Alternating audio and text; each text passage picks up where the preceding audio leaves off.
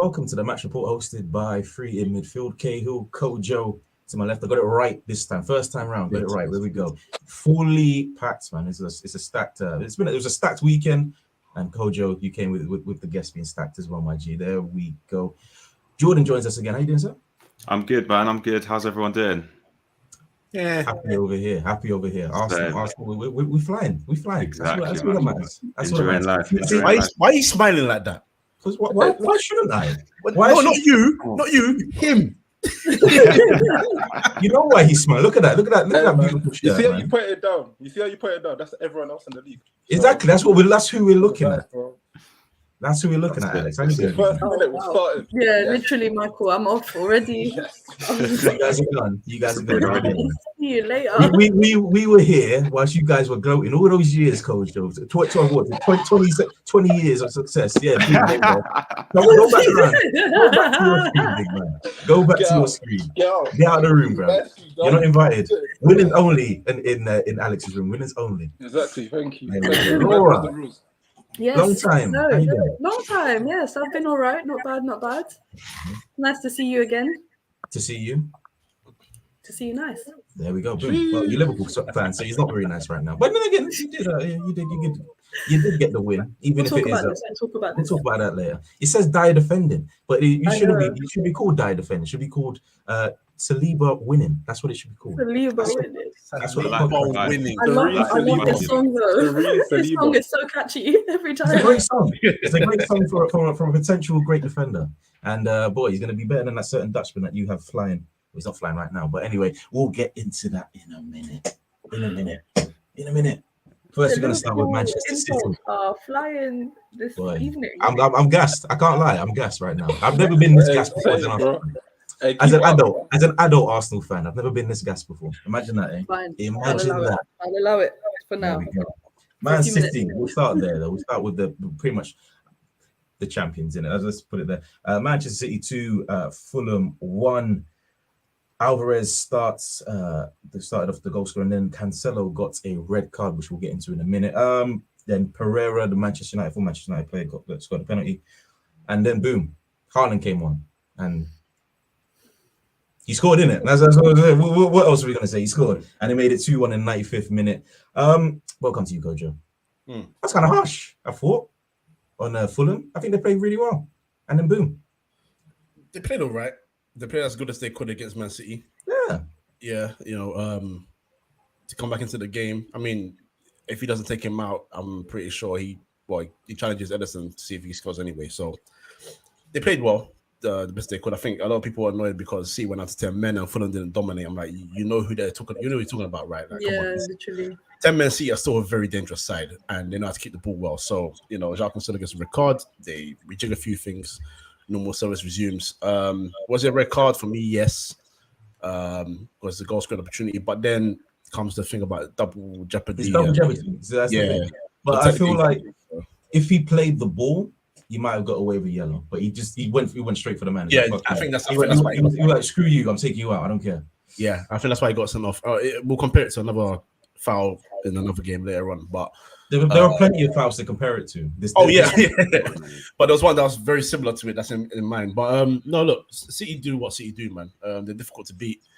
Their penalty, looking back, I think it is a penalty. I was very annoyed that it was given at first because it looked like from one angle that KDB had sort of fouled the player Robinson rather than the other way around. But then I saw the kick at the end. I was like, okay, fair enough. And now I can see. Well. Not that now I can see it, but this is why you saw Burn Leno, because that attempt to save the penalty was appalling. Yeah. Very, very poor. But City win again. It's annoying, 95th minute, but it is what it is. You see Jordan, Alex, as the forerunners in the title race, Arsenal fans. Let's go there. It's annoying. It's annoying when teams go up against City and they have them so close to dropping points, and then boom. You're new. Boom. they bring on their robot in Haaland, and boom. It seems like it's a wrap, Jordan. What's from experience? I can say it's a tough journey trying to battle City. Yeah, man. The stress is peaking already in this season. And look, with Haaland, like everyone's been saying it, he's a robot. There's not much you can do. I feel like the penalty, the foul on De Bruyne, possibly, maybe we're giving that. I'm still undecided. I've seen all the angles, definitely a touch there.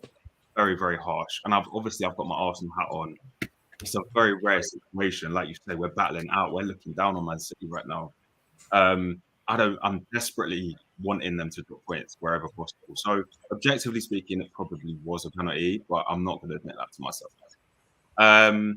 The Alvarez decision, definitely a foul, definitely a penalty. I'm debating whether or not it's a red card, similar to you, Kojo, like the other incidents that we saw in other games. I mean, I don't want to go on about refereeing standards and everything like that, but there are just too many inconsistencies, right? And if it's really hard to say this, but there could be decisions made throughout the season that are really going to cost a lot of teams, and potentially Arsenal could cost Arsenal the league if we're getting decisions like that against us. You never know. Overall, though, Man City, of course, juggernauts as always. They always find a way through. Yeah, but sitting pretty as an Arsenal fan right now. So yeah, that's about it. Alex, they get all the decisions, don't they? It's annoying. It's annoying. I mean, honestly, it's one of those. I think the pen was harsh.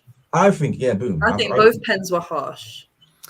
I've heard a lot of people say that about the Alvarez pen as well, but I think that was a nailed on penalty in my opinion. Like the power in that shove, like man went flying. Yeah, I guess so. But there's so many times that shove isn't given. It's just a shove. Like it's meant to be a physical. Sometimes the player is slightly stronger, but I don't know. I think the Kevin De Bruyne penalty was really harsh. I don't think he maliciously went to kick his foot or kick his ankle. I think that was harsh, but it's the clear and obvious error part of VAR. That's the thing. Like when they went to check it for VAR, because he's made contact with him, no matter how small, they can't say, "Oh, it's a clear." It's an obvious error. Yeah. True. But true to say about the game, I was more annoyed with my FPL because Cancelo got a red card. I swapped out Mitrovic. I swapped in Mitrovic for Haaland, thinking Haaland wasn't going to play. Haaland's going to bench. He comes on, he scores. Mitrovic doesn't even play. Now, overall, points are lost. I know we're talking about actual football, but listen, I need to vent. FPL, it's serious business. I was doing work.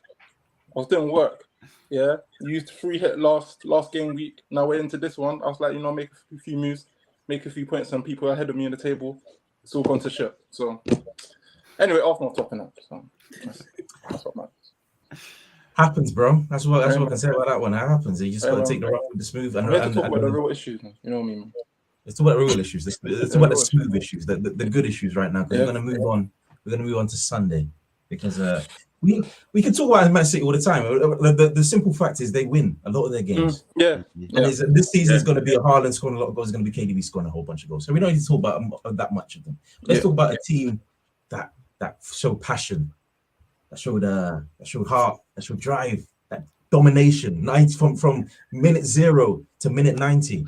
Let's talk about the Arsenal. Let's talk about the Gunners. Because Aubameyang said it was nothing personal, and I believe him because he didn't show up at all. He was so embarrassed with himself. He showed nothing. It was so inevitable, though. He came off after 60 minutes. He came off after 60 minutes because playing that game was his lunch break. He knows. He came off after 60 minutes because playing that game was his lunch break. Literally. That's all I can say about him, man. Hey, man, it's nothing personal, though. It's nothing personal. Nothing personal. But what's personal is the feeling that we got from winning that match. So apparently, goal from Gabriel, of course, from the corner. That is, I think, our third victory in a row at Stamford Bridge, Jordan, which is surprising as well to me. Bro. Yeah, because of all the teams in our past that absolutely batter us when we go away, it's just Chelsea.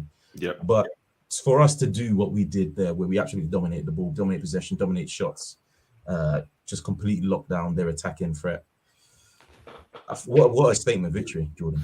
Yeah, absolutely, man. I feel like with this whole thing with Graham Potter right now, it's a weird situation because we've never seen it before, right? Like a club that's actually doing well and they're successful and they have been for so long, they're suddenly thrown into this new ownership. Like we don't usually if a club's got new ownership, it's because they're doing something wrong and they need something to freshen it up. So now obviously they got Bowley in, and he got rid of Tuchel, and now we're seeing this kind of a new evolution of Chelsea, and it's going to take a lot of time, I think. But the way they came out in that game, Arsenal just smothered them. Really, it didn't look like Chelsea wanted it, and I can't tell if that's because Arsenal were just so on it. We were pressing them so high up the pitch, winning the ball in the final third, and just not giving them a sniff. And you know, Aubameyang came, like we were saying, came off after 60 odd minutes and had 8 touches of the ball, and that's, for me, that's nothing new. We were seeing that at Arsenal in his later days, and I'm sure there was a stat as well that it was like either 7 touches or 8 touches for a game that he had for us. So it's like he's so isolated from the game, and they just weren't, like I said, they weren't asking us any questions. It was all good, all breezy. And to be fair, I had a little bit of concern when I was watching the game, but not because I felt like we were going to lose the game. Like I say, Chelsea offered nothing. But it kind of felt like we just weren't cohesive enough with that final gilt edge chance. Like we weren't creating. I think we had like 14 shots and 2 on target or something like that. So, you know, I feel like we could have done a lot better in the game. But overall, comfortable performance. And yeah, more to come, man. We've got a good record against the big teams. So yeah, keep it coming. Keep it coming, Alex. I mean, Jordan mentioned our chances there. I'm going to mention a certain player, Gabriel Jesus, who had a golden opportunity to actually embarrass Chelsea, because the way we've been built that up, it was scintillating stuff. It was absolutely superb. Going from the back from a Saliba interception, because that's how it starts these days. William Saliba. It always starts from him being the defensive juggernaut that he is. Yeah, I'm using that word. I don't care. I love you. There we go. Yeah, there we go. And yeah, it just started there, and it built up, slowly built up nicely. Martinelli putting a wonderful cross, and then boom. I mean, Gabriel Jesus, he has offered a lot. He has offered. He's completely changed the way we press from the front. Very similar to a certain Liverpool striker in Firmino, but when it comes to that final chance, honestly, you got to put that one on target, man. And I know I should be celebrating, but bruv, that actually annoyed me that we missed that one. No, and there's been a few games now where he hasn't scored, but like he's been very present in the box and does a lot, and then just doesn't give the final. Yeah, I think it's five He games. started off so well, so give him a chance. No hate. I want more. That's the thing. Yeah. I want more. I want him to score that chance. I think you mentioned it, Laura, but I think he hasn't scored in 5 games now. Is it 5? Wow. It's more. He hasn't scored since the NLD. Really? Really? It might be 8 then. I think it was between 5 or 8 games, something crazy like that. Oh wow! But as Arsenal fans, though, does it? First 5. He scored in his first 4. I think so. Yeah. But does it concern you though, as much as like it was concerning us all last year with Lacazette? It doesn't concern me in the fact that he because he plays they play similar games, but obviously Gabriel Jesus is much more intense, much more defensively driven, much more focused on trying to make sure that we're secure at the back and can link play going forward. And he's much better than Lacazette than that, especially what Lacazette was offering last season. For bloody hell. But that header reminded me of Lacazette. Yeah. And that's what concerns me. That's the problem, Alex. Go on, Alex, man. Yeah, that chance, it's one of those chances that like in a game it's going to cost us. It didn't cost us that one game, it will. And when that one game happens, then certain men are gonna turn. Not me though, because hey man, I love him. I can't lie, man. Because when I watch the games, I'll be watching the games with Michael the whole time. He does anything. I'll be like, last season we had Lacazette. Yeah, he can do anything, bro. He runs a bit. I'm like, last season, Lacazette was just there, sweating, just there. Lacazette fooled me for so long, though. To be fair, like I was buying it, the whole like hold up play, you know, back to goal, sticking his bum out and all that. I was buying it for so long. And then Lacazette is one man that missed Carnival. I'll tell you that.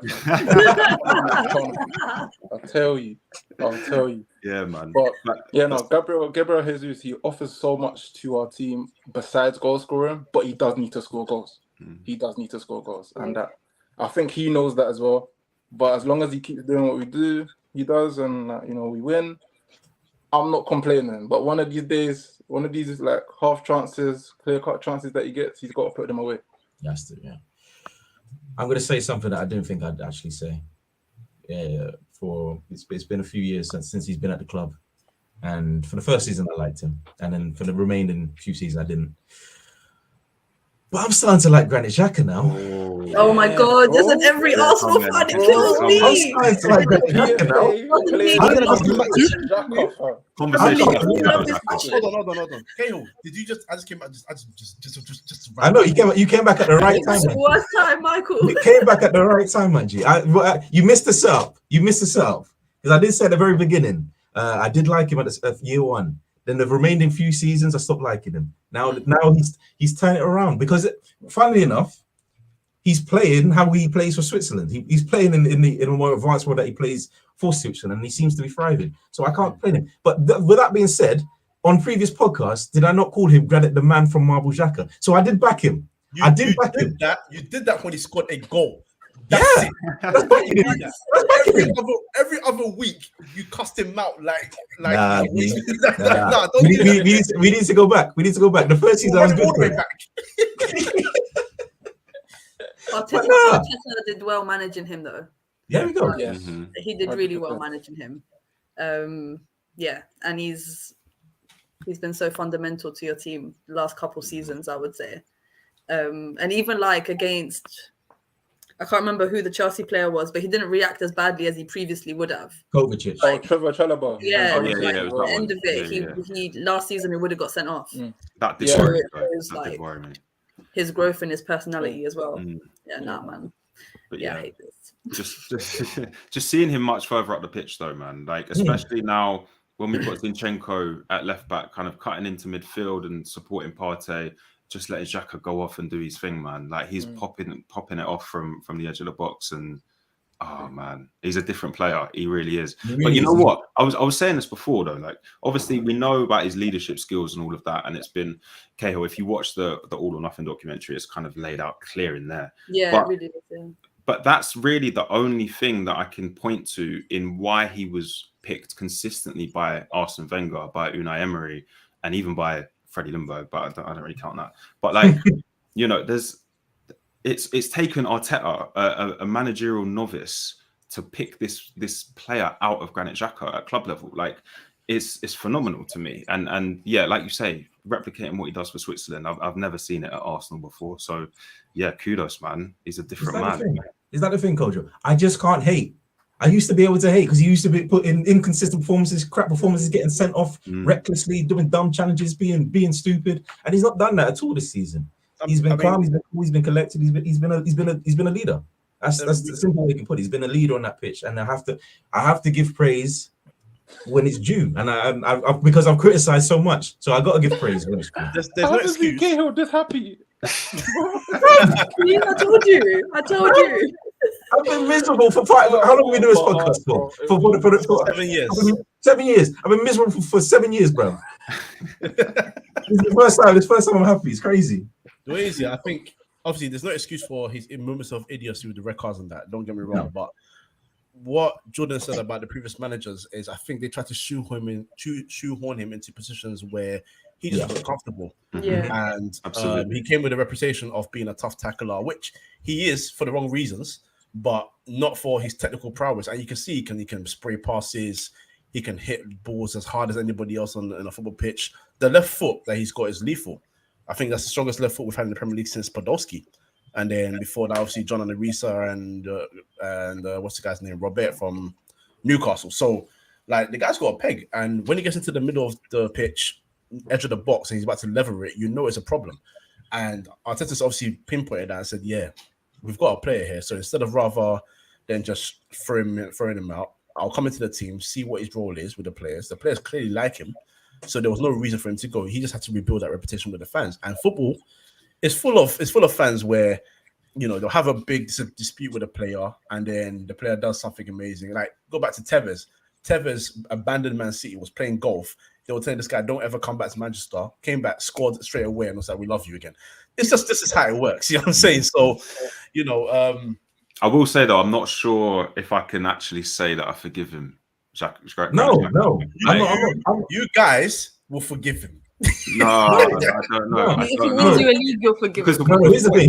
There you go, Laura. There you go. If he wins the league, you're a good person, Granit Xhaka. If he scores a 96-minute winner against Manchester City to secure the league title for Arsenal, he's a hero. He's an Arsenal man. But until then, I can't forgive him. Yeah, but he's like I don't like saying the thing. He's human. Everyone's human, but like you got 60,000 people telling you to F off, and you think man's just gonna be like, yeah, I'll just run off the pitch. No. I was at the stadium for the game, man. That's the kind of character that will argue back. You have to firm that. You have to firm that. Yeah, but I mean, in the state, I was at that game when what went down. It was against Crystal Palace, and he was substituted off the pitch. We were losing the game, and he was strolling off. That was it. Like, no one was giving him any grief about his performance or anything. It was because he was strolling off the pitch, and we were like, "Get off the pitch, man. We need to get back into this game." And so then the boos started coming, and then he reacted to sorry, you can say that the 60,000 fans and blah blah blah, but he even said he was reacting to the few fans that were sending death threats, and obviously that's an extreme that's an extreme case. And if you want to react like that, be my guest, react like that. But it wasn't those 60,000 there. And some of them, fair play, but it wasn't all of them. And a lot of them were frustrated, and including myself, were frustrated in one, his performance, in two, his performances, and three, for strolling off at that time. And then he was captain at the time, took off the shirt, chucked it on the floor. Yeah, that was. And told everybody in that stadium to F off, bruv. Come on. And I know Tevez told hold up a sign saying die for R.I.P. Fergie, but bruv. Hey, you know what? Forget that guy, man. Forget that. You brought him up. I'm just saying you brought him up. Oh, no, but we signed him personally and put him to bed, so it's fine. Anyway.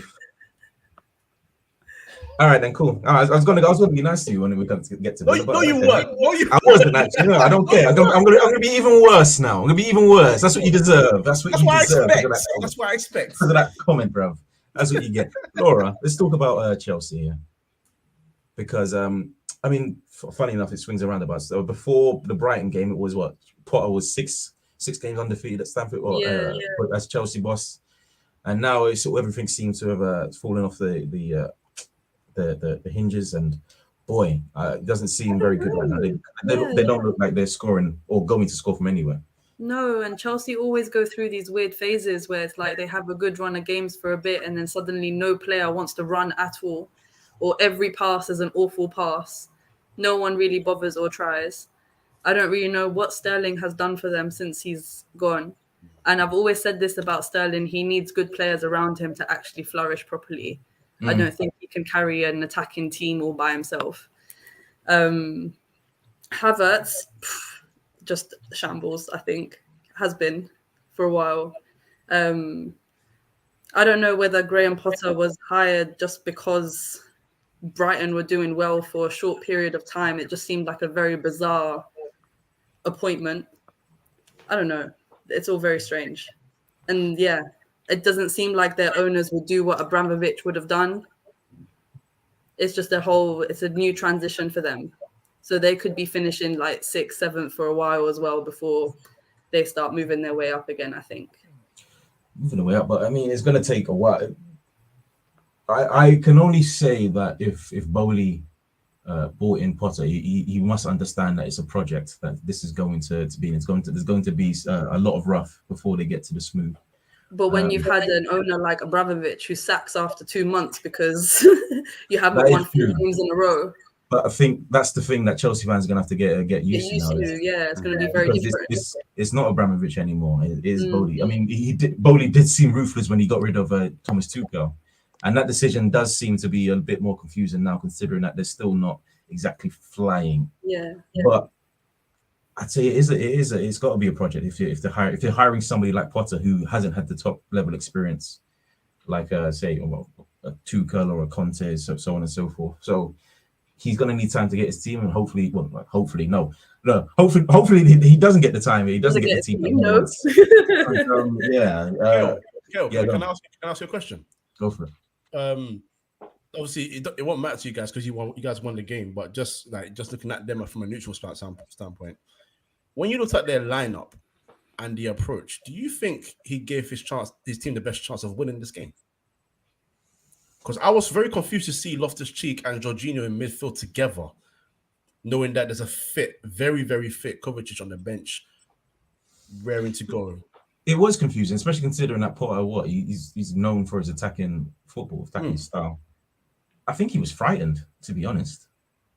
I don't think it came down to the fact that it was he just didn't want to play his style, but I think he was frightened of obviously the electricity in the front three. He tried to stack that defense as much as he possibly could, and it was working for a while. I mean, we were peppering them, but we didn't really have a clear-cut chance until the Jesus opportunity. And our goal was very lucky in the fact that it went through Kai Havertz's legs. What a clearance that was, because clearly through his legs, and it was going in as well. I don't think it was missing. I think was it definitely on target? I think it was on target. Yeah, Shout out Cucurella, by the way. Oh my days. So do I. So I get tired defending. I didn't know you could just sit there and give the man a hug, like. Mama isn't he lovely? Just the whole time in the box, Was it Xhaka he was holding? Yeah. Xhaka just stood there and allowed him to do it. He just stood. Exactly. Yeah. No, but the thing is, if Xhaka makes any kind of movement in that situation, he's got a penalty, surely, because he's being restricted. He just stood there and allowed him to do it. Yeah. But he knew Xhaka knew what needed to be done, man. Just stand there. I think that was Cucurella's protest against toxic masculinity. He just wanted to give a hug. I think that was Xhaka was experiencing the warmth of the Arsenal fans in that Cucurella. Yeah. That's what and Cucurella was cold, so he just wanted to be warmed up. And exactly. There you go, man. There you go. But no, I think he was frightened. I think Potter was frightened of what Martinelli and Saka could do. But I think he locked up Saka really well. I think Cucurella did a decent job on Saka. But then again, I don't think Saka's been as good as he could possibly be this season. I don't think he's been that great. And I'm probably going to get hung for that, but is what it is. Yeah. You're a pessimist, Cahill. His numbers are right. At heart, Laura. At heart, I'm a pessimist. Yeah. I'm at heart. So I have to come back. I got to come back in some areas. But yeah. But no, to your question, no, I don't think he set them up to win the game. I think he set them up to try and nick something, which fair enough, but it obviously didn't work. And I'm happy it didn't work because we got 3 points at Stamford Bridge.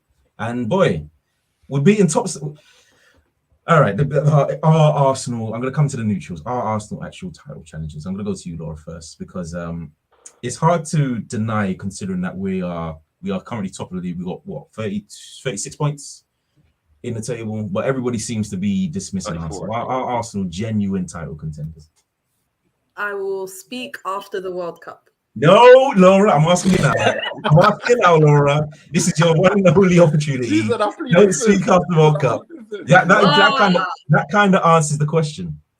Yes, you are. Yes. Yes. There we go. Yes. No, I fully believe that Arteta has found what he has been working for, and it just works. Everyone clicks. Everything works. Everyone makes an effort. I don't know. You can feel it. You are. Yeah. But I feel like if City don't win it with Haaland, it will also be a disaster for City too. So you will be, neck to neck pretty much until the end, I think. It's going to be a close title race, Kojo. Close title race? Yeah, I told you from earlier in the title race. My question is why Arsenal fans, well, maybe not you three, but why Arsenal fans are so scared to say it. Yeah, the title race. It's okay. Like I've never said it out loud. Liverpool fans were scared to say it as well. Like I fully understand. I say it every week. I fully understand. But it's cool. Every week you say Arsenal winning the league, so you're already there. I don't understand the ways. if I'm looking at Arsenal objectively, I would say, look, I think I mentioned it to Alex on the weekend about Jesus. I think 2 in his last 13 isn't a great look. And in a game where Arsenal are not scoring from like Xhaka or anybody else, you would hope that your main goal scorer or your main striker will get the goals. That's where your questions can be held, because City have really got goals anyway, and they've added Haaland to that. So you got to try and find an equalizer. But regardless of that, you are getting results and you are winning games, and that's all that counts. So until that stops, you are in a title race, and that's the B1 and end with that. And don't be afraid to say it. Anyone that's not said it, say it. Say it with your chest, because it's true. You're not even like grafting for games. You just play and score, and it's like, oh, all right. Arsenal I was watching okay. the game. I was watching the game and getting mad at McTominay because I was like, we should smack this stupid team, but he considered a stupid penalty for no reason. You and Chelsea are not good, but that's not take away from Arsenal. You guys were better. That's just fact. You know what I'm saying? So, and you've been better than most teams this season. You know, the games that you've lost, you can even question and say, well, this team's better than you. I doubt it. I don't think so. That's my team included. You bodied us there. We're just a bit more clinical than you, and that's what it is. So, bruv, you're in the title race. Say it with your chest, man. Don't be scared. I hate sound like Klopp. It's a mentality. Sorry, Alex, I'll let you talk after. It's a mentality as well. Like, once you've won that many in a row, the team will find it really difficult to lose. Like, they just won't lose. It will just be, there's so much confidence. You're just sky high. If after the World Cup you can pick this up again and there's no, fault or dip, then you'll win it, I think. I think you'll be fine. Wait, champions? Yeah, Jesus. If there's no dip after the World Cup, I think they will. See, this is where it gets a bit techy. Kojo. After the World Cup, the World Cup's going to be techie. Insufferable. Christmas is going to be techie. Coming back after the World Cup is going to be techie. There's going to be too many games to play, too many injury risks. You'll see. We'll see. Yeah. The thing that I heard about, sorry, Alex, I'll continue, but the thing I heard, you hear it all the time, but there was an interview, and I do believe that they said in that interview, they said that the Kroenkes are looking to build off this momentum and invest in the January transfer window. So I don't know what that means. You don't even need it. No, I think we do. We need it. We need it. No, honestly, I think we need a striker. We need a backup striker because that number. I'm not even mentioning his name. That number 14 ain't up to snuff. No, can I just say though? Can I just say, if you really want a title charge, like a proper title charge, then Gabriel Jesus is your backup striker. Gabriel Jesus was brought in to get us top 4, and we are exceeding expectations. Remember the what was it? The targets at the start of the season was we finished 5th last year, get into the top 4, get Champions League football. We brought in Gabriel Jesus to do that, and all right, he's exceeding expectations. We're closer to a title charge than we would have thought we would have been. Yeah, we know for a fact if you want to win a title, Jesus is not your guy. Like Pep told us that. So I've got no issues with Jesus. I think he's a top player, but I think it would be unfair to say that he is our main man to get us the title. It's an annoying one because I honestly think Isak would have been the perfect option for us. I mean, the game that he played at the start of the season, obviously he's injured now, but I think if he was to play, he'd be absolutely firing this Newcastle team. Against Liverpool, he was sensational, wasn't he? Well? There we go. And he scored a wonderful goal, which was chalked off, or I think it was offside. But yeah, that's the striker that I'm sad that we missed out on. There are other strikers. Honestly, I think Ivan Toney would be a good backup for Gabriel Jesus. He don't want that though. He won't want that. He won't want a backup to. No, but that's what you want. You'd want your top 2 strikers to be battling out for a top spot. That's what you want. That's what's happening at City. Unfortunately for Alvarez, Haaland is on like 17, he's on like 2. So he doesn't even get close enough. But I think we need to find a striker, and I think we definitely need a DM. Ibrahim Sangare. That's who I've been calling for years now. Ibrahim Sangare. That's the guy we need to get. He played very well against us at the PSV Eindhoven Stadium. I can't remember. You were going to say something before I cut you off, Alex. Go on. Yeah. Oh, I wanted to say about Chelsea. The Chelsea game, I think like it was 1-0, but it was a comfortable 1-0 in my opinion. But I don't think that game's as comfortable if Chelsea had Chilwell, they had James, and they had Koulibaly. Like with those three players out, like as much as it affects their defense, it really affects their attack. It really affects their attack, and I don't think Graham Potter he's got like an alternative plan that works yet for him, and that is a team still in transition, even with Reece James, Chilwell, and Koulibaly. So for Chelsea fans right now, it's gonna be peak. You have to hold that. It's gonna be peak in it, but give Graham Potter a few transfer windows, and you'll do something solid for your team. I hope he doesn't. I hope he just goes, hey, you know what? I forgot what football is, and just forgets about it. He just goes, hey, you know, I like American football now. I'm gonna see what the Seattle Seahawks are saying, something like that. I don't know, but in my opinion, I think that's the case. And the ease in which Arsenal won that game at Stamford Bridge, it kind of does gloss over the fact that like Chelsea weren't at their strongest. They weren't at their strongest, so I don't think Arsenal should be like obviously be happy with the win. And you know, people be criticizing us celebrating wins and whatever, but like it's not as strong of a win as it would be if like Chelsea had like a full strength team. If they had a full strength team, I still think we would have won, but it wouldn't have been as comfortable, even though it was 1-0. Positives on Chelsea to end that this discussion. Hello, what are you doing to me? Hey man, I told you about Zola, bro. I told you about Zola. But anyway, 1995, 2 years after my birth, 3 years after yours, Kojo. That was the last time Aston Villa won against Manchester United at home. 1995. And Dwight York was playing for Aston Villa back then. Yeah. Oh wow. 1995. Wow. Okay, no, really. That's a throwback. Leon Bailey. I don't think Leon Bailey was born in 1995. Maybe not, you know. Luca Digne, Jacob Ramsey. Yes, so was I. Hey. Jacob Ramsey was on the score sheet for both ends as well. As you lost 3-1 to Aston Villa. Goals from Leon Bailey, Luca Digne, Jacob Ramsey. Good evening is I'm gonna show him some respect. Good evening, because he absolutely battered you in the first game. Absolutely battered you, Coach. What the hell went wrong there? Well, firstly, that's Unai Emery beating us again. So he beat us at the Emirates. He beat us in the Europa League final. He's beat us in this game as well. So he's got some juju on us. But I think this game was lost on two things. Firstly, the gap between the midfield and the defense, because it was just too far a gap. And secondly, the selection choice. You cannot play Eriksen and Donny van de Beek in the same midfield and expect good things. We made life easy for Villa. That's as simple as I can make it. This isn't about wanting the game more than the others. You are a better side than Aston Villa. Aston Villa are not a good football team. They have not been a good football team this season. They sacked Steven Gerrard, got a 4-0 win, got excited, got smacked right back down to earth the following week. So you have to go to this game. I know Emery is new manager bounce and all that rubbish, but you got to go into this game if you're serious about getting top four, assert your dominance and win the game. Simple as that. I don't care if it's a 1-0 or 5-0.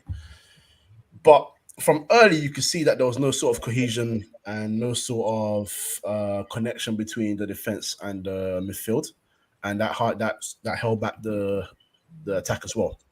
Casemiro's been great for Man United so far this season, but if you're going to play Casemiro, you have to play Fred. You cannot play Casemiro and Eriksen. Their gap was as big as Fred and McTominay was every single week. Like this place was like this. And that happened for a number of the goals. And then the defense itself, look, man, Victor Lindelof, man, I'm trying so hard to keep Harry Maguire out of the starting 11, so you've got to try and just do something good. Ollie Watkins is not an elite dribbler. No, he's not.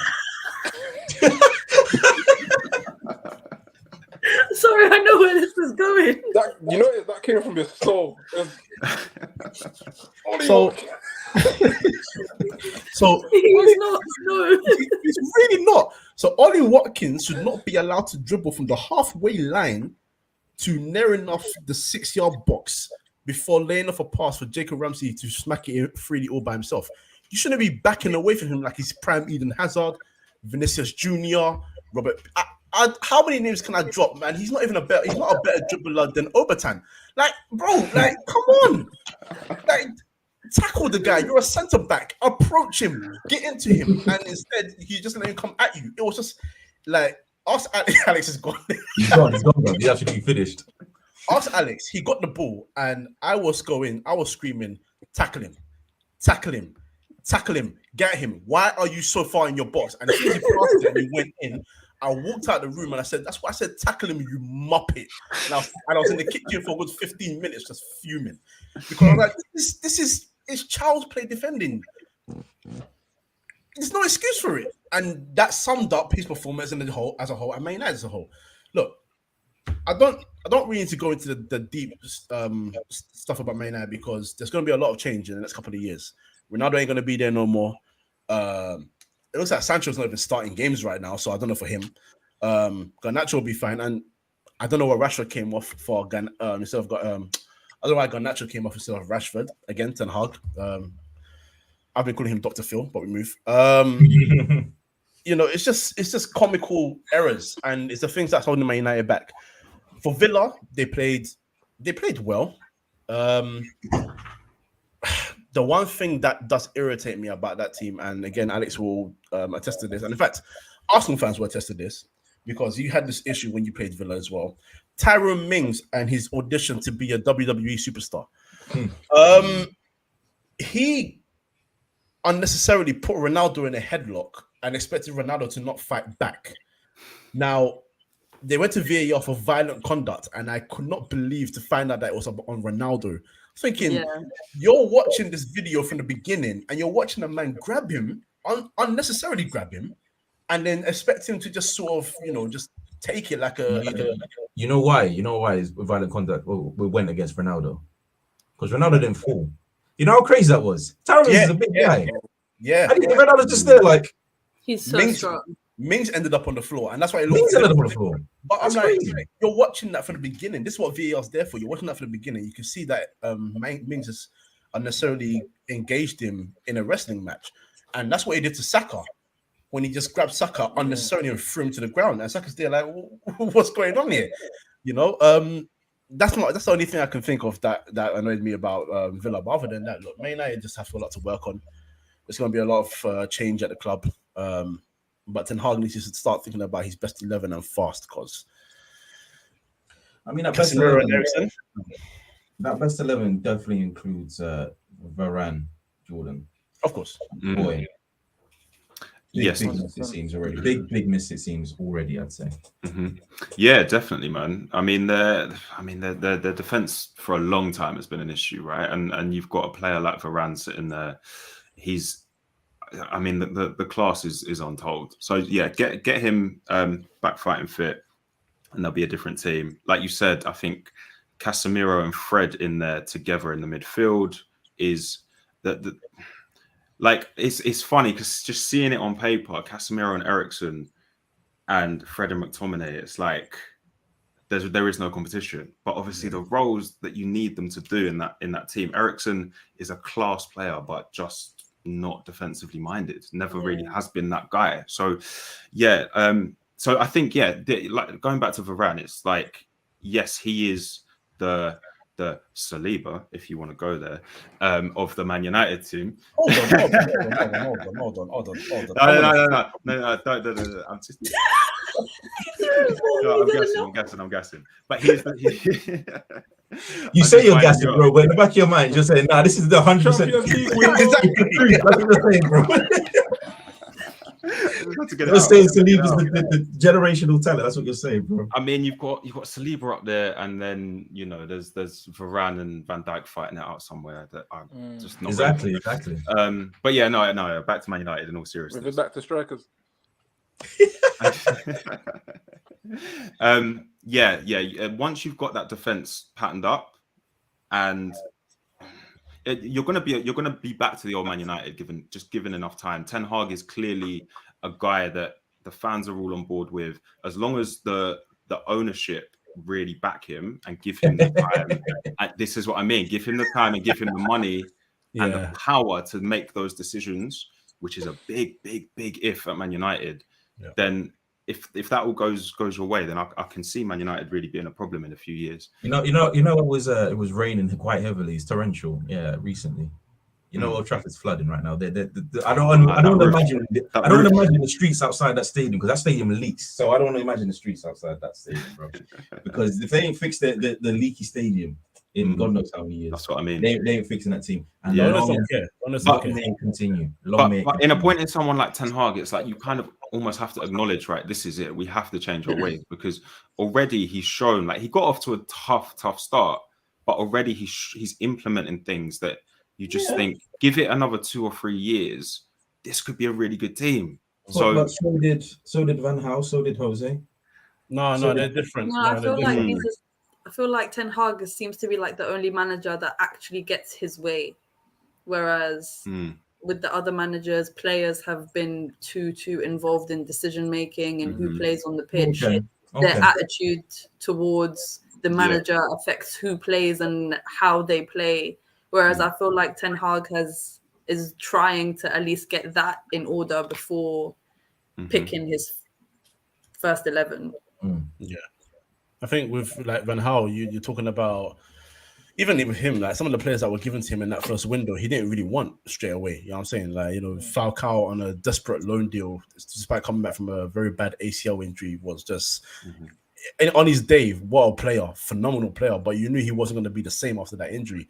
Was forced into that club, and it became an unbalanced team to a point where in the same 11 you had Van Persie, Rooney, and Di Maria are going forward, but behind them you had Paddy McNair and Cameron Borthwaite-Jackson. Like, there's no, it's like this all the time.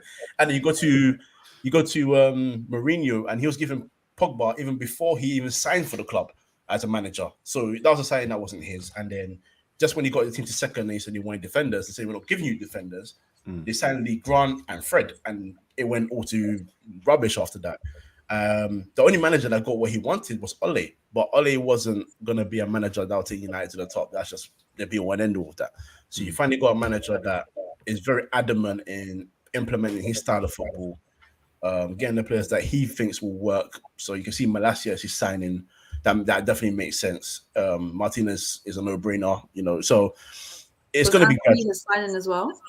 Pardon? Anthony, was that his signing too? Yeah. I think he's not someone that would want to pay big fees for players, but that's his boy. That's his boy, and he knows how he plays, so he must bring him with him. And I like that. That's what you want, because I always say, even if he fails, at least I can say my team gave him enough of an opportunity to really implant his style and do his thing and give him the best chance of winning. And if he doesn't work for him, then he'll have to go. But until you give him that chance, there's always going to be questions like the other managers. So, but I'm not here for another repeat of that rubbish performance I saw on Sunday. I don't want to see that again. What's your thoughts on this Ronaldo situation? Because obviously he threw a tantrum when he didn't come on against not City. I can't remember the team he came to. It was Tottenham. He walked off the pitch. Back in the team, captain. So how do you think? How do you feel like he's dealt with this whole situation? Because from the outside looking in, it doesn't look like he's handled it quite well. I think he's handled it fine. I was confused when he came with the armband, so don't get me wrong. But the tough situation at Man United, which has been caused by previous managers and the owners as well, is I think when you look at that lineup, the only other candidate was probably De Gea. And De Gea has made it clear he doesn't want the armband anymore because it was just taken away from him after 2 games for saying that Man United were not playing well, which is the truth. So Ronaldo's the only candidate remaining. Now, regardless of what we think of the situation, Ronaldo's gone end of the season. That's a given. He's gone. He's not staying long term. So we'll hold that, and that's fine. But I think when everyone's fit, Ronaldo doesn't start anyway. Not my choice. I think I'd want to play him and Martial together as a top 2 and change this 4-3-3 thing. But I'm not the manager, so I can't make that shot or that call rather. But I think it's been handled fine. Look, we've had worse at United, man. We've had people kick other people in the stands. We've had people go on Man United TV and berate the whole squad and then get sacked the next day. So him walking off, managers throwing football boots at certain players as well, knocking that. Well, he didn't throw it; he actually kicked it. He leveled it. Yeah, so you know, you can tell he was a striker back in his day. Yeah, you know, we've had worse situations than this. So walking off against the Tottenham team, who pretty much, I understand it, he bullied them many times in the past. Eric Dyer's in the defense. Clement Longley is now joining that defense. He wants to score past that team. Who doesn't? You know, if I'm not going to come on, then forget about it. Elanga's coming on, you're taking the mick. Come on, man. But it is what it is, man. We'll move on from it. Ronaldo will go in a couple of months, and then it'll be all forgotten, and we move on to the next season. So, yeah, man, it's all right. De Gea is now the record minutes holder in the Premier League. Oh, fun fact. Oh, wow. Interesting. Fun fact. Oh, yeah, it's Ben Foster before, wasn't it? Ben Foster before. Yeah. I think Gary Cahill was after as well. So, yeah. How did Ben Foster get that? I don't know. I honestly don't know. Watford will do that to me.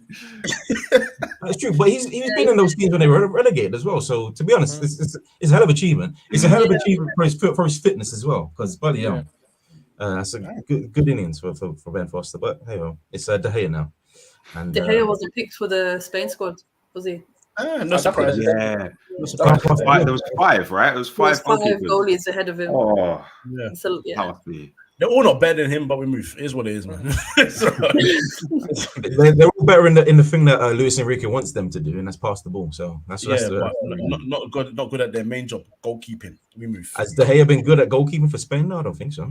He's been good this season. So if you're talking about form, true. You know what I'm saying? But hey, like I said, it's done. So you know who gets into in any team on form right now? Any team? Which player? Say Saliba one more time. I wasn't thinking. I wasn't thinking him. That's what I think he was going to say that. I can't lie to you. Because it's a segue to the next game. It's Jose Almiron. Miguel Almiron. Sorry. Miguel Almiron. Wait, Jose Almiron. I don't know where that came from. Bro. It came from the soul. That's where it came from. I was in somewhere. Where's he from? He's from Costa Rica. Paraguay. I was somewhere. I was in my Roque Santa Cruz. That's what I was doing right there. But nah, bro.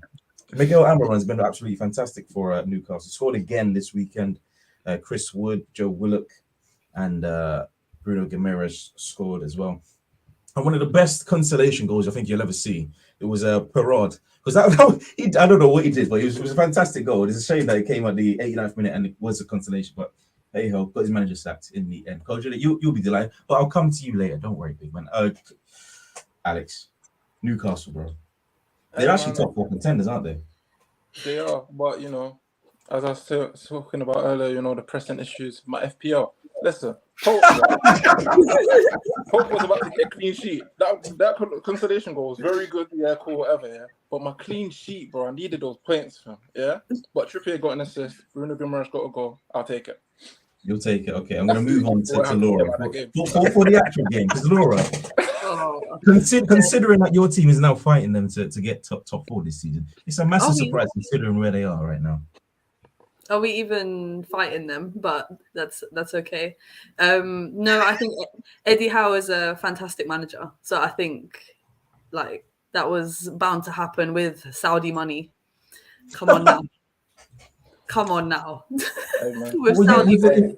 say that, but was it? I mean, the transformation has been completely it's day and night compared to where they were last season. Yeah, exactly. I wouldn't say they were playing particularly well at the end of last season. They played well enough to survive, but they're actually playing some amazing football now. Beautiful. And that's the thing that surprises me. And the players that are picking up the goals. And Almiron is on fire. Joe Willock's still on fire. Well, yeah. And that's a player that I didn't want to get rid of, Alex and Jordan. But hey, he's firing right now. Trippier's come back to the Prem and is sensational. Bruno Guimaraes. They signed Nick Pope, who's fantastic as well. Guimaraes, I think, is the best, or one of the best midfielders in the Prem right now as well. Yeah. I mean, it's all looking very good for Newcastle. Definitely top 4 contenders. But again, they won't have many players leaving them for the World Cup. So they could pick up where they left off, hopefully. Well, not hopefully, but for them, hopefully, and they will finish top 4, 5, 5th, 6th. I don't see them not getting Europe if they continue. But yeah, they're going to be an interesting team in the next few seasons. I think the top 6 will be very, very different. I believe. Going to be very, very different. I'm going to get on to. You know what you don't do, Kojo? It's in the years that we've done this podcast. It's rare for you to praise defending and defensive partnerships. So I'm gonna get onto you there. I'm gonna give you an opportunity to praise a defensive partnership. Probably, I think, one of the best in the league right now, or probably maybe the best in the league. The partnership of Shah Botman. I mean, I think you praised them last week, but let's focus on them a bit more because they've been absolutely phenomenal. No, they're fantastic. I mean, even when they make little errors, like they're never near a catastrophe. It's just there's an assurance about that defense right now. I mean, Shah is so dominant in the air, and Botman is good with his feet and dominant in the air as well. It's the one thing that surprised me about that partnership was I thought it was going to be Botman and Dan Burn, but they've got Dan Burn looking like a reborn Patrice Evra on the left side. And Trippier has obviously improved his defensive game at Atletico Madrid. And come back with that, and now he's going forward. Fantastic, defensively brilliant as well. There's something about that 4. It's not just those 2. I'm not going to praise those 2, but it's those 4 that is so. There's something assuring about them. I think Newcastle fans don't worry. I think the midfield doesn't worry because they're able to pay Bruno Guimaraes, who is by trade a defensive midfielder, but he likes going forward, and Joe Linton, who was a former striker. So you're talking about players who are not the best defensively, and Sean Longstaff. So, and of course, the one person I have to also shout out as well is Nick Pope. There's nothing more lovely for a centre back when you know that your goalkeeper, you can rely upon them as well. And man, he's stepped up big time. They don't miss Dubravka. I think they were upset about Dubravka leaving because, I mean, it's a loan deal, but they were upset about him leaving because he's been there for a long time. He was always picked. It was just one of those. He was one of those certainties for them. Exactly, such a good player for them over the last 3-4 years he's played for them. But when you bring in Nick Pope and you see what he's done for them, and the cohesion he's got with the backline as well, they don't concede goals easily, and that's what you want. That's what you want at the end of the day. So the whole team works hard. You saw from the counter attack for Almiron's goal, like where it started from, where he got the ball from. All that's not near the box. That's back there doing the defensive duty as well. So top player and top players. Amazing. They're doing a great job. They are doing a great job. We can't complain. Person that wasn't doing a great job, Jordan, Hassenhuttl. Now he's because he's got the sack. Kojo's chomping at the bit to get into this one. I'm going to come to you first, Jordan. Hassenhuttl. I'm good. I don't think you are, bro. I think there's something burning inside, and I know you're going to get it out in a minute, but Jordan will come to you. I mean, it's not been great this season for Southampton. No. I mean, it's been coming for a long, long time. It was more a case of when rather than if, right? I mean, even just his whole time at Southampton, obviously there's those, was it 2 9-0s, like famously, like to survive those in the first place. 3? Was it 3? No, 2. Leicester, Man United, and he lost another one, didn't he? I think he lost 7-0 to Liverpool. Oh yeah, 7-0. Oh, okay. 7, yeah. So like, so I mean, it's still bad. It's still bad. It's normal. No, 7 is a very bad result. He's been walking a tightrope for some time, and I feel like his whole, even just his attitude on the sidelines, he's so like energy, like just power, like crazy. But there's no like, what can I say? There's no like mental thought going on. It's like just get at them. And it just leaves so many holes, and you can just pick them off so easily. And they're sitting down there in, was it 17, 18? Yeah. So it's about time, to be fair, because Southampton overall as a club, I think they need to be. That I would regard them as like a solid mid-table Premier League team. Like this is, they should be, yeah, exactly. So if they can get that sorted out, I mean. Yeah, I can't even see where Hassenhutl's next job is going to come from, to be honest. He's going back to Germany, bro. There's no doubt about that. I just found it funny that like the Southampton board were like, we can take the 9-0 losses. That's what I'm saying. But we draw the line at Chris Wood scoring. That's what that's what like happened. I was like, nah, Chris Wood, get out, man.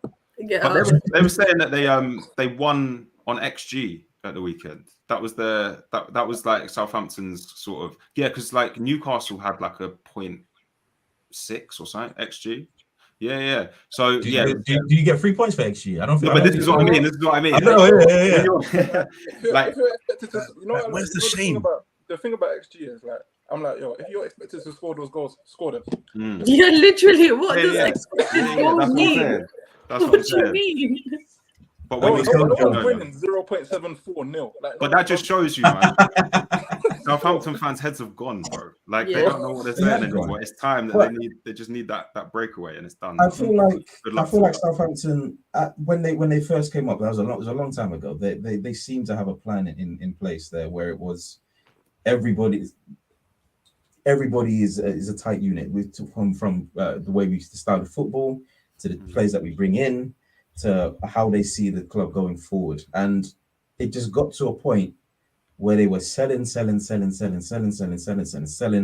and they were bringing nobody in. They were reproducing absolutely nobody again. And it's got to this point where they're just not that good of a football team anymore. And it does look like, even if they do bring in someone good, which I don't think, I think they're bringing in, I think there's a guy from Burton that they're bringing in as a head coach. No, Luton. There you go. I mean, Something Jones? Yeah, I don't remember his name. I just know that I don't even know, but if they're looking at the managers from Luton, I don't think it looks that good. Like for Southampton. And Coach, I know you say you're good about the Hassenhuttl thing, but you've kind of been calling it for a while now, bro. Hassenhuttl, what's your thoughts on this? Yeah, it's been pending. Look, it's 9-0 twice, 7-0. They lost 6-0 to Chelsea as well, by the way. Yeah, I think so. It's just it's one thing after another. Look, you'll suffer big defeats here and there in football. Every team does, but when it becomes a standard, when it becomes a thing where your fans are creating Twitter pages saying we're not the next team to lose 9-0. I know, right? Yeah, it's becoming comical. It's becoming comical, and my biggest criticism, of him was, look, I don't like managers that don't have plan Bs. There's a lot of them, but when you are Southampton, 95%, bro. Well, yeah.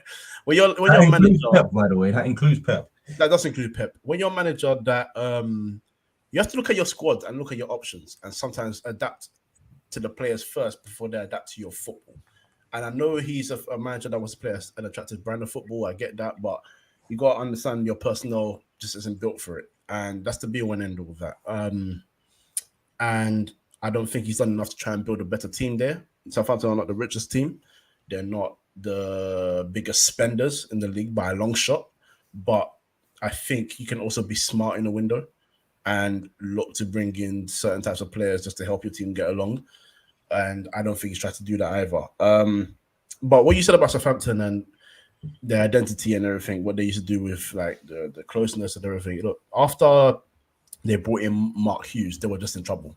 And I think that kind of was a negative going towards Hassenhuttl as well, because how do you go from a club that is so strong on your morals to Mark Hughes?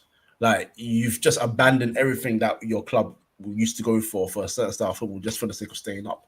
And he lasted 9 months in the job. So that didn't work. Now, Hassenhuttl come in and he's tried to play a different brand of football, but it goes hand in hand. I said he's not trying to bring in players, but maybe they haven't supported him enough either. But the time was ticking, and the loss after loss after loss, unconvincing start after unconvincing start to every season, it was just going to happen. And his time's run out now. I'm not gassed that our manager's been fired. I'm just gassed that I got it right. But that's the story we're going to put on the podcast. When we finish the podcast, we'll talk properly. But no, he had to go. He had to go. I just don't know who to go for next. I mean, if it's the Luton guy, I get it in terms of, I think he got immediate promotion to the Championship and then almost got immediate promotion to the Premier League through the playoffs. So that is a great achievement for a team of Luton's stature, for the players they've got. It's overachieving times a million. But hey, Kels, it's been a while since I said this. The Premier League's a different beast. There we go. Yeah, it's been a while, man. It's been a while. It's been about 5 years. I just bring that back. Premier League's a different beast. And I don't think he's ready for that. But the question is, who did they go for? I don't know. I thought Ole Gunnar Solskjaer's available though, so shout him out. I feel like there's a lot wrong with Southampton. There's like what's it? Like Southampton used to be a team that like had amazing youth players. They'd offload them and then just repeat. But they haven't had like the like class like youth player that will go out and like shine and then get sold for millions for a while. And the last one was Phil Walker. They brought him back. Yeah. So, when I heard his name in the lineup, I was like, sorry? So I was really taken aback by hearing Theo Walcott's name. That was, like it was 10 years ago or something like that. Yeah, literally, suddenly it was 10, 11 years ago and Liverpool was shit again and it was great. It actually annoys me. It annoys me that Arsenal drew to them. They are a bogey team. That's the thing. I was thinking that, but I was trying to not make it about Arsenal because we're so good right now. We don't need to talk about. Have you seen the top? Everything's gonna be about Arsenal. Everything. It doesn't matter. I might just sneeze and be like silly, but like it doesn't matter. That's the best sneeze I've ever heard, by the way. Oh, you meant to do. Choo choo choo choo choo choo choo. That's what you meant to do first. There we go. Boy, I think the manager that's probably going to be available by the end of the season is Antonio Conte because he's probably going to leave, and it's going to be glorious. But you think so, bro? Man, he's a quitter. Let's put it plain simple. He played shit football and he's a quitter. Tottenham 1. Liverpool 2. I know. I'm so grateful. In full Cahill, is great, man. I love it, bro. There you go. Ah, boy, Tottenham 1, Liverpool 2 goals from Mohamed Salah, and Harry Kane scored his consolation. But it was a tale of two. Actually, no, it was a tale of two halves. Tottenham didn't show up. Didn't get off the bus, didn't get off the train, didn't get off the coach, the plane, wherever they were. They didn't get nowhere near that football stadium because they were absolutely horrific. And Liverpool took full advantage, or did they not? Yes, in the first half, completely. We had so much space. Everyone was able to take 2-3 touches and analyze where to pass the ball before we even passed it. And then obviously Dier's mistake made it easy for Salah to score a goal as well. So this is the Liverpool that I'm used to. This quick, fast pace, attack, score a goal. I don't think there's anything wrong with our attack still. I think our attack is fine. I think Núñez will grow into it. I do really think that Núñez will get there at some point. It's our midfield and our defense, man. I just can't. The second half killed me. And it wasn't even just because, and then that's when it makes me think that we were only looked good because Tottenham were really bad. Because then the second half was just everything that I've seen so far this season, especially from Trent Alexander-Arnold. I've not seen worse than that for a long time. And if we're going to talk about, I want to say Cancelo. Was it Cancelo got sent off? If we're going to talk about Cancelo being sent off and a penalty, then Trent fully out of pure laziness just completely shoved him. Sessegnon, and didn't, no sending off, no pen, no nothing. Yeah. But Trent does this all the time, just fouls for luck. Fouls for the sake of, I can't be bothered. Literally, I'm just lucky. He just fouls just because he's unlucky and can't make the ball and can't defend properly, and then just fouls and concedes a free kick in a stupid position or a penalty in an awful place or just doesn't get to the ball ever. Ugh, can't. So stressful at the moment. But I'm very thankful for Mo Salah. Mo Salah is back. It took him a few games, but he's back. And scoring goals. He scored like 8 goals in the last 8 games or something like that. Yes. Yeah. Or he's like, about yeah. now, man. Yeah, man. So, If that's a bad form Salah, that's long. no, it is. FPL, bro. FPL, you know about But no, man. I mean, it's a weird one because obviously you guys were trying to accommodate Darwin Núñez, and that left Salah playing fairly closer to the byline than he'd be used to. Now he's getting in the box. Now he's getting into that position where he was last season, and he's so clinical. He's so lethal. Exactly. There was no doubt that he was finishing those chances, especially the second one. The second one was absolutely it's just a beautiful flick. Martin Tyler didn't seem too pleased by it, but anyway, I mean, he must be. Is Martin Tyler ever? No. We're not like that guy that's now on TikTok doing the commentary. That was so funny. That was so funny. That one, man. It was so funny. He looks, but honestly, he's like, Salah, he's in behind it and he scored. It's like, Yeah. He's like, Come on, man. You know, I forgot the goal went in. Like he scored. I was like, did it? Is that? I wonder. I guess I had it on mute anyway. I'm guessing I didn't miss nothing. Some basic FM commentator. He did say one thing that I loved for Salah's second goal. And he said that goal was Dier in more ways than one. And I love that. I love He's that. still a wordsmith. I love that. Yeah, man. I was like, yeah. Couple gun fingers for Martin Tyler, man. I love that. There we go. There we go. Jordan, man. Let's talk about the. They call themselves rivals, but the local lads. Tottenham side. Local lads is crazy. Local lads is crazy. I mean, it's bad, bro. I say they live in your estate.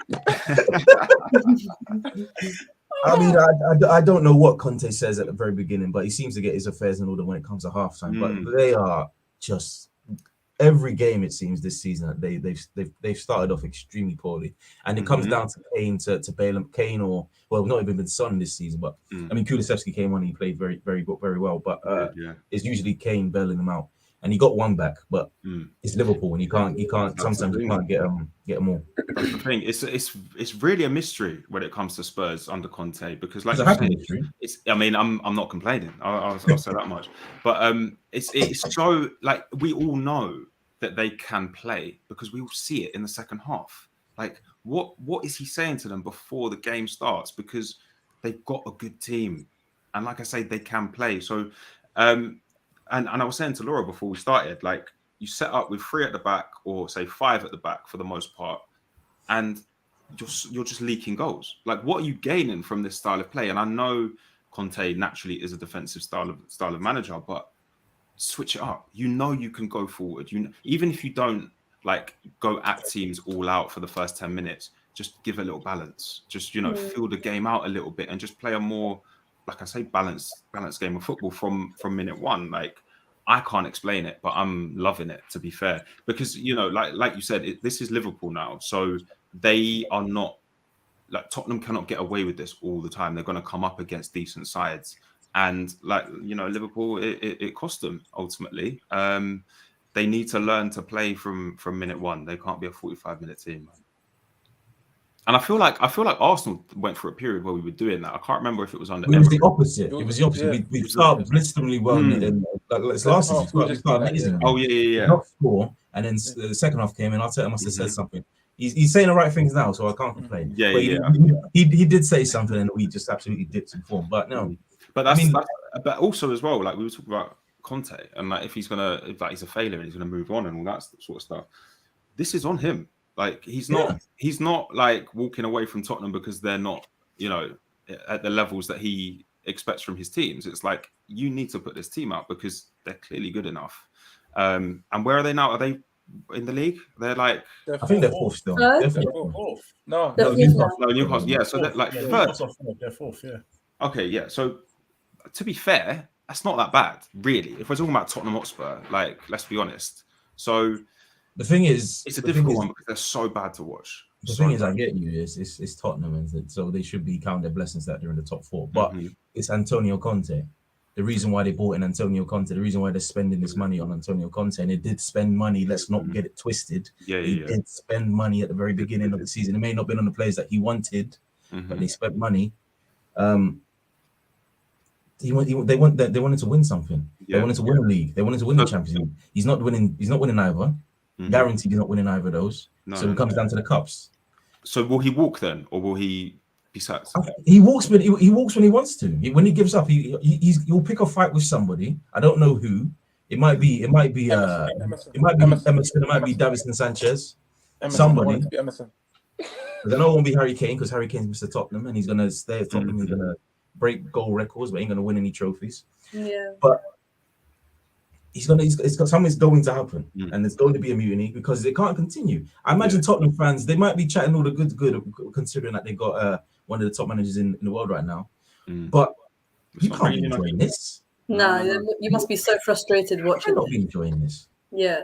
And similarly to like Liverpool, I feel like we're fighting every game. It's not enjoyable to watch the tension every game. Some games can just be easy and free flowing, especially when you've got sick players and a sick manager and you've now got this amazing new stadium. We should not be struggling like it's a final every single game. And Tottenham, literally every game, there's so much emotion at the end of it. They can't. There's no emotion throughout. That's the problem. Yeah, exactly. There's so much emotion in like the last 20 minutes of it. It's just so difficult to thoroughly enjoy and watch that. Even for a neutral person, you'd get frustrated being like, what are you doing? You're so lazy for 70 minutes. And then suddenly for 15, 20 minutes, you're playing a game. I just want to say my favourite Tottenham players at the moment is Emerson Royal. That's my favourite player. Love him.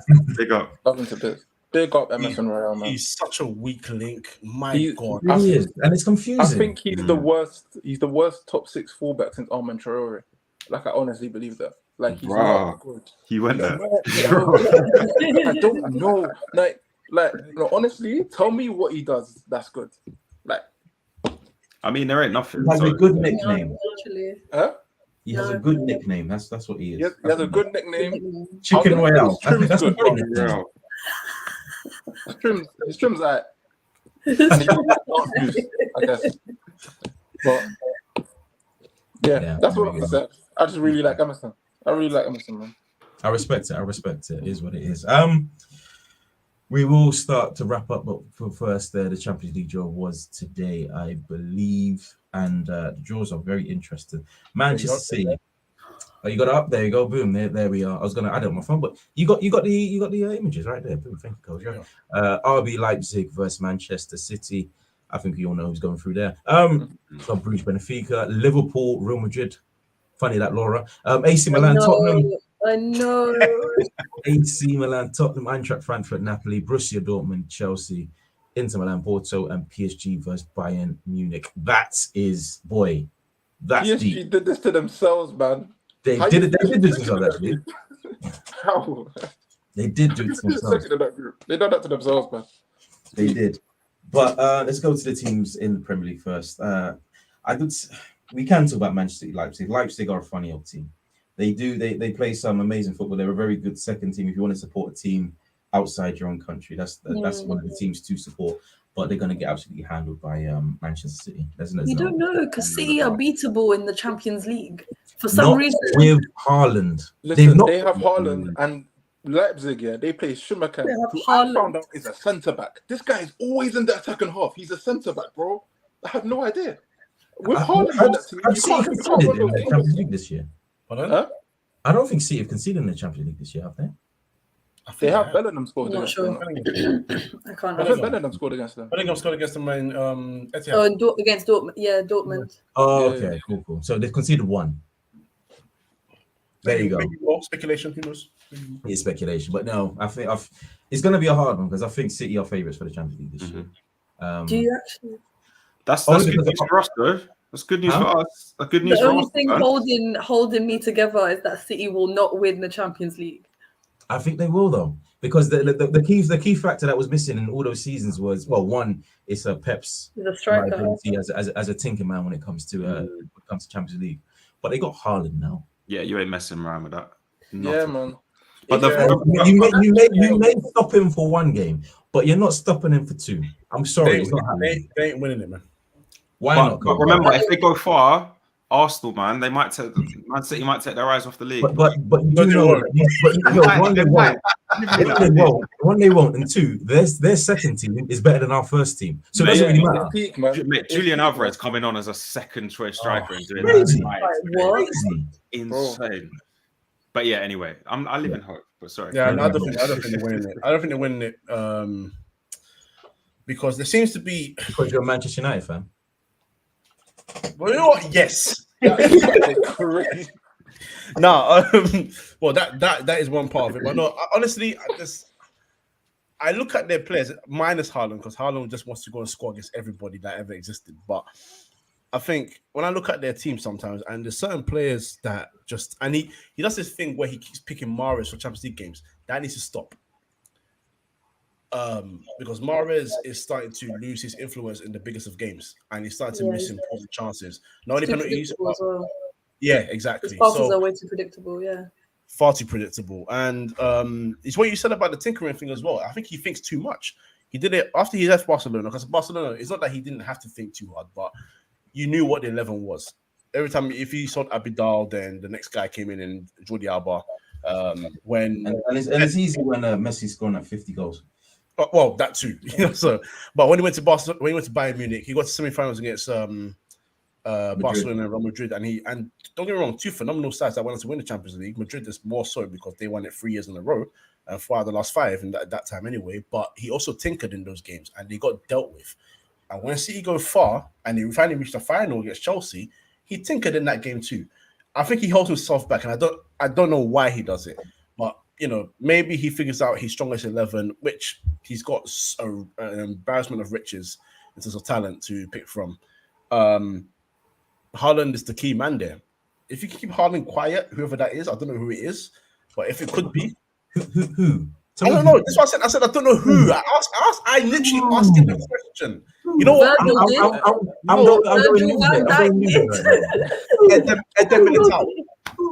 Because Real Madrid are winning the Champions League again.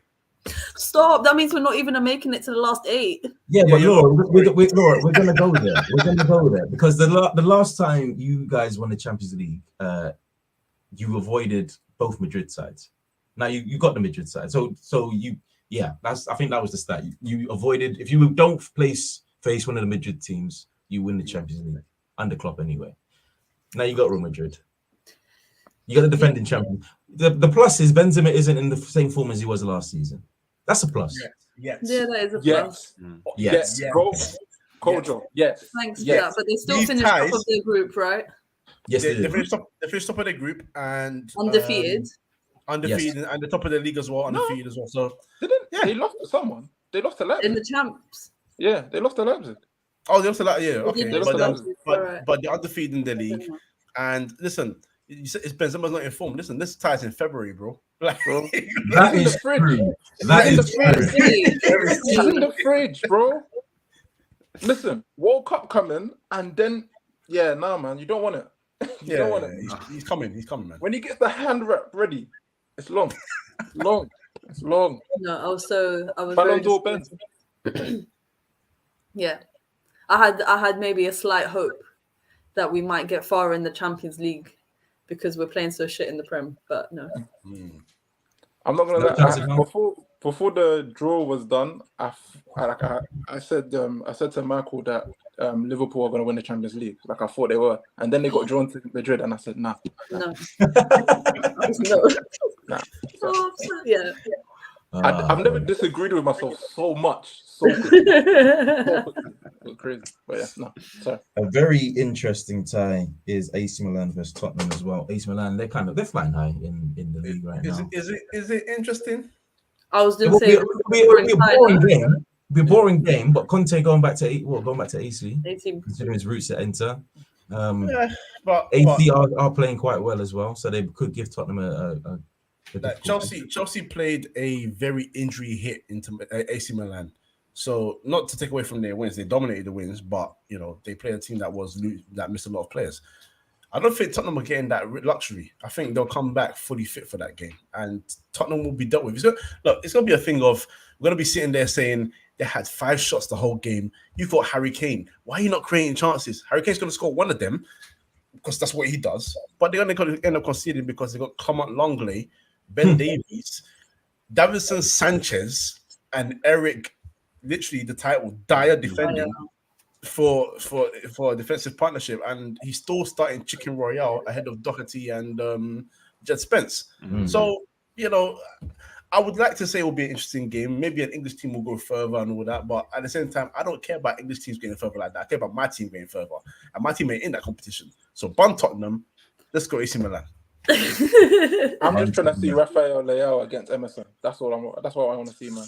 That's all. And Theo Hernandez. You can't do that. Yeah, listen, that's all I want to. I do. Listen, I don't care about this game. I'm looking at the far side of the pitch the whole time. Goals go in, calm, whatever. That's fine. Leao against Emerson. That's horrible, man. You can't do that. See how Kovacic the other day ran off the pitch like in his pants? That's basically what's gonna happen in that game. During the game, it's gonna be long. It's gonna be long for him. It's gonna be long for him. The biggest game of that tie, PSG versus Bayern Munich. You did say, Alex, they did it to themselves because they shouldn't have let was it Benfica? Benfica got the group, Because Benfica playing Club Brugge right now, and boy, PSG would have loved that. Love that. I mean, Messi, Neymar, and Mbappe seem to be in form, but I think if Mbappe comes back from the World Cup with a bit of ego, which he's guaranteed to do, it might burn that house up, or turn that house upside down. Bayern are flying at the moment, though, no? Exactly, that's why it's a hard one. I can't choose who's going to win that one. Doing so well with Mane. Very equal game. Do you miss him? I miss him. Yeah. But I'm not gonna say that he is the be all and end all, and him leaving is the reason why we're playing like this right now. I'm not gonna say that, but he's a major component of the reason. He is a major component of our structure. Gone. Yeah. But yeah, I'm happy for him. I'm happy for him. If Liverpool don't win it, I want Bayern to win it. That's all I'll say. That means you're hoping that Bayern beat PSG. Then you think that's gonna happen? Who's gonna win that game? I don't know. I'm going Bayern. I'm going Bayern. I'd give it to Bayern. Same. Purely because I don't believe in PSG's defense. But you should believe in Messi, Neymar, and no, I believe in. Look, but Mane against most defenses is cool, but against that defense, scary, very scary, very scary. Yeah, boy. Field day. A field day for Bayern. That's where we're going to wrap it up. A field day for Bayern Munich against PSG, and PSG are looking to win that. Part of me feels sorry for PSG because they've been looking for that Champions League for ages, man. And they should have won. PSG. Don't feel sorry for PSG, man. Yeah. No. The only reason I'd like PSG to win is for Messi. That's it. For Messi. That's cool. But apart from that, hey man. Nah. But I still think Bayern. It's not in that deep for me. Yeah, exactly. We ain't trying to heal with that, man. Forget that guy, man. Get that guy, man. We love him, man. There we go. Thank you guys for joining us. Thank you guys for listening. This has been it's been a fun episode, but we can't leave, of course, without finding out where these lovely people are found in the socials. So Jordan, we'll start with you. So where can they find you? Just like on, like it says there, the Beats and Ball Show on all kind of podcast platforms. Twitter, JR Media LDN. Instagram is the same. Yeah, come and hit me up. You know what's funny, Kojo? Both these guys below don't do Twitter. So true. Yeah. So should we even bother? I mean, Ali McBeast, right? No, is that even active? It's there, but man, follow free midfield, man. That's what it's at, man. I can't. There we go. I'm the substitute. I'm the substitute. I'm the man that comes on. Like, you know where how Rob Holding comes on for us. So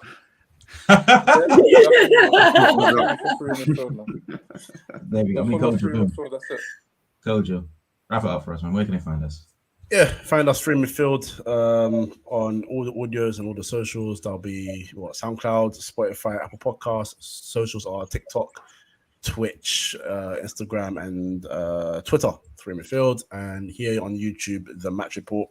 But like I told people, if you type in Free Midfield Podcast, you also find the Match Report right here with Free Midfield. So there you go. Whichever one makes you happy, find us here. Like, comment, subscribe, all of that. This has been another episode of the Match Report. Good night. Where is the video? Where is the video, bro? There you go.